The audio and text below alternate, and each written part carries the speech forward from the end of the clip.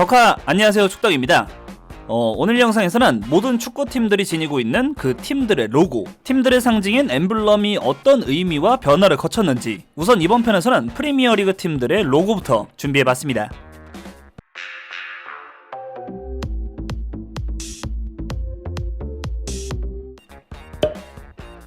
가장 먼저 프리미어리그의 터줏대감 중 하나, 맨체스터 유나이티드. 지금의 로고야 눈에 익긴 하지만 처음 맨유의 로고가 등장했을 때는 지금과는 아예 다른 팀처럼 보였죠. 맨유라는 이름을 사용하기 이전 이름이었던 뉴터니스 LYR. 이 LYR은 랭크셔 앤 요크셔 철도회사의 약자로, 이 철도회사의 뉴터니스 지역 노동자들로부터 시작된 팀이었기 때문에 이런 철도 모양, 창단 연도인 1878년이 새겨진 엠블럼으로 맨유가 처음 시작됐습니다. 거기에 지금도 맨유 팬들의 머플러를 보면 알 수 있듯 당시의 대표 색깔은 노랑과 초록의 배합이었던 점도 눈에 띄는 점이네요. 그러다 1902년 맨유 로고에도 변화가 생기게 되는데, 전체적인 문양은 맨체스터 지역을 상징하는 문양으로 채용했고, 기억해야 할 점으론 이후에도 맨유 로고에 빠지지 않고 등장하게 될 이 배 모양인데, 이건 산업혁명 당시의 번영을 상징하는 맨체스터 운하, 3개의 직선은 맨체스터 지역의 어웰, 어크, 메들로까지 3개의 강을 뜻하고 있죠. 추가로 로고 아래에 새겨진 글귀는 라틴어로 지혜와 노력으로 라는 뜻을 지니고 있습니다. 이후 맨유의 로고는 별명인 레드데블스, 붉은색 악마가 들어가는 모양과 앞서 3개의 강을 의미하는 빗금 사이에서 여러 번의 변화를 가져가게 됐고, 팀의 색깔도 랭커스터 가문의 영향으로 붉은색을 주로 사용, 최종적으로는 현재의 로고로 변화하게 됐습니다. 맨유와 같은 맨체스터로 연고로 하기 때문에 맨유의 로고 의미를 어느 정도 알게 되면 맨체스터 시티의 로고도 뜻을 알기가 쉽죠. 맨시티 역시 처음엔 맨체스터를 상징하는 이 문양을 로고로 사용했다고 전해지고, 1960년대에 이르러 변화한 로고부터는 맨체스터 운하, 3개의 강을 의미하는 맨유와 유사하게 변모하게 됩니다. 이후에도 전체적인 틀 면에서는 큰 변화가 없었지만 1997년부터 채용했던 우리에게 익숙한 이 독수리가 들어간 로고는 살펴볼 필요가 있죠. 가운데 방패에 들어간 의미는 알겠는데, 이 독수리 역시 과거부터 맨체스터 지역의 상징이었다고 하고, 별 3개의 의미는 우승 많이 했다 그런 게 아닌 장식용 별이라고 하죠. 거기에 아래에 새겨진 라틴어는 프라이드 인 배틀, 전장에서의 자긍심이라는 뜻의 라틴어라고 하는데, 이 엠블럼은 2016년까지 꽤 오랜 기간 사용됐지만 팬들이 썩 마음에 들어하는 엠블럼이 아니었고, 2016년 다시 정체성을 찾는다는 의미로 기존의 엠블럼과 유사하게 랭커스터 가문을 상징했던 붉은 장미와 맨체스터 시티라는 이름을 사용하기 시작했던 1894년까지 추가한 이 모양으로 변경하게 됐습니다. 다음은 1905년 창단된 클럽인 첼시. 지금의 이 로고로 오기까지 어떤 변화를 가져갔을지, 처음 첼시의 로고를 살펴본다면 지금과는 다소 거리감이 느껴지는 모습을 볼 수 있죠. 로얄 하스피털 첼시 로얄 병원에는 퇴역 군인이 많았고, 이들을 펜셔너, 연금 수령자라고 불렀는데, 이들을 상징하는 의미로 이 남자의 모습을 로고에 넣었다고 하죠. 실제로 첼시의 애칭 중 하나인 펜셔너는 여기서 왔다고 할 수 있는데, 이 로고는 실제 경기에선 사용되지 않았다고 하고, 이후 1952년 한 시즌 잠깐 요 로고를 쓰다가 1953년부터 이제 좀 우리가 아는 첼시 같다는 느낌의 엠블럼이 등장하게 됩니다. 여기서 등장하는 이 지팡이를 든 사자 이미지는 첼시 자치구 문양에 있는 사자와 지팡이가 합쳐진 것이고, 그 위에 잉글랜드를 대표하는 장미와 축구공 2개가 위치하게 됩니다. 물론 이 로고 이후 잠깐 사자만 살린 이런 로고들을 사용하긴 했지만, 첼시 창단 100주년이었던 2005년을 기점으로 다시 기존의 모습으로 돌아가는 것을 선택, 앞서 설명드린 사자와 지팡이, 장미와 축구공이 들어간 이 모습이 완성되게 되죠. 자, 다음은 리버풀의 엠블럼을 확인해보죠. 리버풀의 엠블럼에서 빼놓을 수 없는 건 역시나 중앙에 위치한 이 새. 이 새는 라이버 버드라고 불리는 전설 속의 새인데, 오래전부터 리버풀의 상징이자 리버풀의 초기 로고에서도 이 라이브 버드의 모습을 살펴볼 수 있죠. 이 초기 로고의 전체적인 모습은 리버풀 도시의 문양에서 따온 모습으로, 좌우의 고대 신화의 신인 네튠과 트리톤, 상단의 이 라틴어는 신이 우리에게 이 평화를 선사했다 라는 의미의 모토입니다. 이후 리버풀 역시 몇 차례 변화를 가져가긴 했지만, 라이브 버드와 붉은색을 사용했다는 큰 맥락에서는 변화가 많지 않았고, 1992년 창단 100주년부터 조금씩 지금과 유사한 모습으로 바뀌게 되죠. 리버풀의 레전드 감독인 빌 샹클리를 상징하는 샹클리 게이트의 모양이 상단에, 그리고 리버풀의 그 유명한 You will never walk alone 문구가 새겨졌고, 1989년에 있었던 힐스버러 참사 희생자를 기리는 영원의 불꽃 문양이 추가, 최종적으로 이렇게 리버풀의 엠블럼이 변화했습니다. 추가로 과거의 엠블럼도 잊지 않고 지금의 버전으로 리버풀의 약자와 함께 사용하기도 하죠. 다음은 1886년에 창단된 아스날. 아스날 구단 홈페이지에 따르면 가장 먼저 사용됐던 엠블럼은 1905년부터 사용된 이 로고. 처음엔 다른 팀들이 자신들의 지역에 있던 문양을 기초했던 것처럼 아스날의 로고 역시 런던의 울위치 자치구의 문양에서 시작됐다고 할 수 있고, 아스날이란 단어의 뜻이 무기고기 때문에 아스날의 엠블럼엔 항상 대포가 빠지지 않죠. 거기에 좌우 하단부에 써있는 라틴어는 우리의 무기는 왕의 전쟁에서 소리친다 라는 뜻을 지니고 있습니다. 창단 당시 다이얼 스퀘어라는 이름으로 시작한 아스날은 로얄 아스날과 울위치 아스날을 거쳐 1913년 울위치에서 지금의 연고지인 이즐링턴으로 이동해 아스날의 이름을 갖추게 됐고, 이후의 로고에서부터는 아스날의 애칭인 더 거너스가 붙은 로고도 볼 수 있게 됩니다. 앞서 첼시와 마찬가지로 아스날도 중간에 잠깐 대포가 빠졌던 시기가 있긴 하지만 1949년부터 사용되는 이 로고에서는 다시 대포와 함께 낯익은 모습으로 변화하게 됩니다. 여기 대포 밑의 문양은 이즐링턴의 과거 문양에서 따왔고, 그 밑에는 아스날의 모토인 승리는 화합을 통해 자라난다 라는 뜻의 문장이 새겨져 있죠.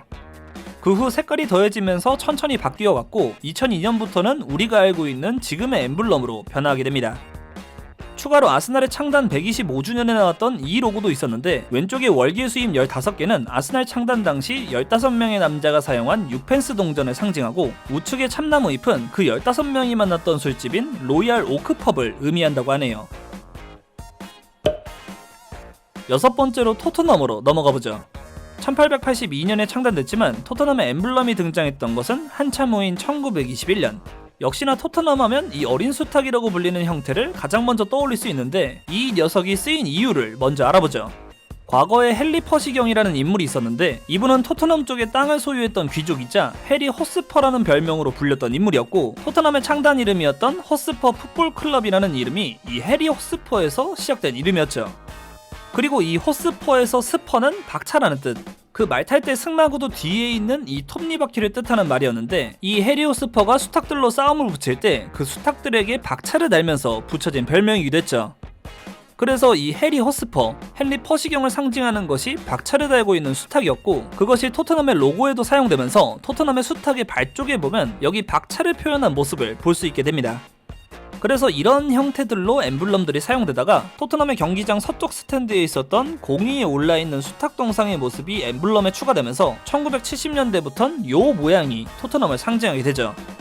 추가로 토트넘도 1980년대에 이런 화려한 문양의 엠블럼도 사용한 바 있는데, 여기 사자의 경우엔 처음에 설명드린 헨리 퍼시경이 속해 있던 노선벌랜드 가문의 문장에서 따왔고, 이 성은 런던 토트넘에 위치한 브루스 성, 나무는 세븐 시스터즈로 불린 마녀들이 있었다는 느릅나무라고 하네요. 그리고 밑에 라틴어는 토트넘의 모토, 용감한 것은 행동하는 것이라는 뜻의 문구입니다. 그 후에 이것저것 사용하다가 점점 심플하게 엠블럼이 변화했고, 최종 2013년부터 토트넘은 지금의 로고를 사용 중에 있습니다. 일명 빅6라고 불렸던 프리미어리그의 6개 팀을 조금 세세하게 다뤄봤고, 다른 팀들도 간략하게 살펴보죠. 가운데 탑 같은 게 보이는 에버튼의 이 엠블럼은 루퍼트 왕자의 탑이라 불리는 지역에 있는 탑에서 따왔고, 승리자를 의미하는 월계관과 최고가 아니면 아무것도 아니다 라는 에버튼의 모토가 라틴어로 새겨져 있습니다. 그리고 지금은 노란 사자로 바뀌었지만 아스톤빌라의 사자는 붉은색 사자로 시작됐는데, 이건 아스톤빌라의 창단 당시 윌리엄 맥그레거와 조지 램지라는 인물이 스코틀랜드 출신이었고, 스코틀랜드의 상징이 뒷발로 일어선 사자였기 때문에 이것이 아스톤빌라의 상징으로 쓰였다고 합니다. 실제로 스코틀랜드 축구대표팀 로고에도 이 일어선 사자가 있죠.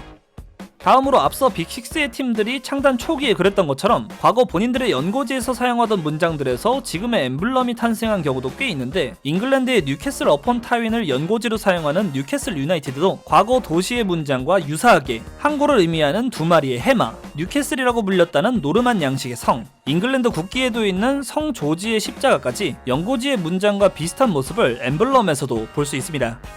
추가로 1976년 뉴캐슬의 엠블럼은 이런 모양으로 바뀐 적도 있는데, 흑백을 팀의 주색깔로 사용했던 뉴캐슬이었기 때문에 같은 흑백의 색을 지닌 까치를 상징으로 선택, 뉴캐슬의 애칭이 더 맥파이스라고 불리는 이유기도 하죠. 그리고 마찬가지로 벌리의 엠블럼 역시 지역의 문장에서 기초한 모양을 볼 수가 있습니다. 다음으로 도시의 산업을 상징으로 엠블럼에 새겨놓은 팀들도 있죠. 선박, 철공업자들이 창단했기 때문에 더 해머스, 망치가 팀 로고의 핵심으로 남아있는 웨스트햄, 셰필드 유나이티드 역시 전통 중에 날붙이 제품을 만드는 산업이 있었기 때문에 팀의 로고에는 이를 상징하는 칼, 거기에 더 블레이즈라는 팀의 애칭을 가지고 있습니다. 루턴타운의 경우엔 엠블럼에 모자가 있는데 여기는 모자 만드는 산업으로 인해 엠블럼의 모자, 별명도 모자 만드는 사람, 더 해터라는 별명을 가지고 있죠.